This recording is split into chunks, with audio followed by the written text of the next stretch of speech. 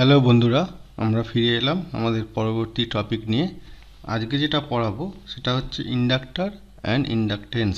Inductor and inductance বলতে আমরা কি বুঝি, তার প্র্যাকটিক্যাল অ্যাপ্লিকেশান, তার একক, তার অ্যাডভান্টেজ এবং ডিসঅ্যাডভান্টেজ যখন আমরা সার্কিটে ইউজ করছি, এইসব নিয়েই এই টপিকটা আজকে আমরা দেখব কি হয়। প্রথম যেটা হচ্ছে সেটা হচ্ছে ধরো একটা ওয়্যার, এরকম একটা ওয়্যার। এই ওয়্যারটাকে আমরা